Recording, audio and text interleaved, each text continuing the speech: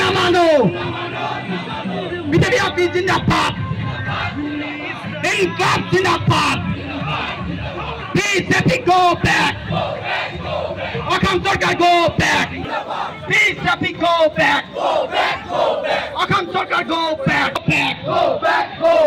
Inkılap Zindabad Zindabad Hey Sui Solisa Amar Hongam Solisa Inkılap Zindabad BJP go back Akam Sarkar go back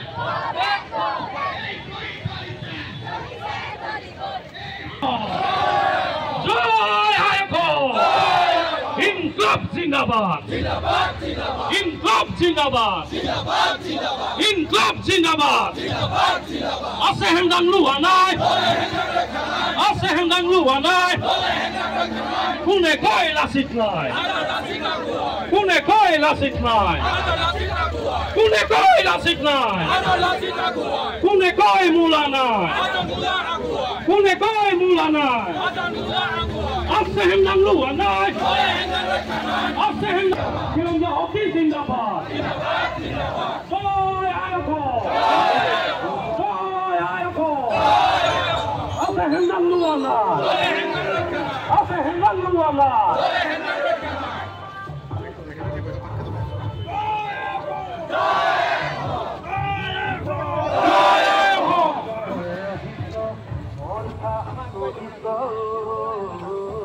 Inkılap Zindabad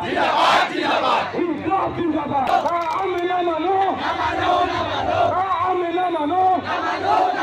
Bila Hakina Ham Zindabad Bila Hakina Ham Zindabad Kirongja Hoki Zindabad Kirongja Hoki Zindabad Ase hendang luanai Ase hendang luanai Kune koi lasitnai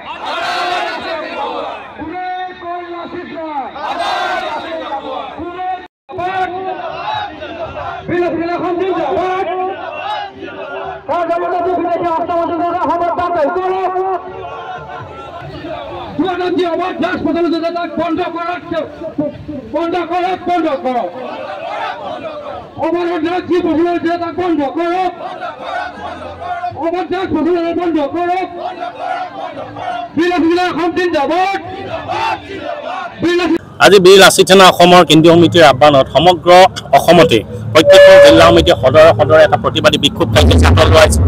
এই বিক্ষোভ কাৰ্যসূচীৰ জৰিয়তে যেনেধৰণে এতিয়া নতুনকৈ এখন অধিসূচনা জাৰি কৰি 14 চনৰ পৰা পুনৰ এতিয়ালৈকে বিদেশীক ৰখাৰ স্বদেশী কৰাৰ যিটো প্ৰক্ৰিয়া তেওঁলোকে আৰম্ভ কৰিছে তাক আমি সাংঘাতিক বিৰোধিতা কৰিছোঁ। যোৱা সময়ছোৱাত যেতিয়া কা আহিছিলে তেতিয়া আমি শংকা প্ৰকাশ কৰিছিলোঁ যে এতিয়া 14 কাইলৈ আহি পিনি 26 হ'ব, তাৰপিছত 2050 হ'ব। গতিকে ইয়াৰ জৰিয়তে আমি দেখিব যে এই অসম মূলকত যিসকল খিলঞ্জীয়া জাতি জনগোষ্ঠী আছে যিসকলৰ আমাৰ ইয়াৰ মাটি পানী আৰু বায়ুৰ ওপৰত যিটো নিৰংকুশ আমাৰ যিটো অধিকাৰ আমাৰ প্ৰভুত্ব আছে এই প্ৰভুত্ব লাহে লাহে তেওঁলোকে নিষেধ কৰিবৰ কাৰণে আৰম্ভ কৰিছে। আমাৰ সামাজিক ৰাজনৈতিক অৰ্থনৈতিকভাৱে আমাৰ যিটো প্ৰভুত্ব তাক নাশ কৰিবৰ কাৰণে চেষ্টা কৰিছে, তাৰ সমান্তৰালভাৱে সাংস্কৃতিকভাৱে আমাক বিপন্ন কৰিবৰ কাৰণে চেষ্টা কৰিছে। গতিকে আহিবলগীয়া আমাৰ এটা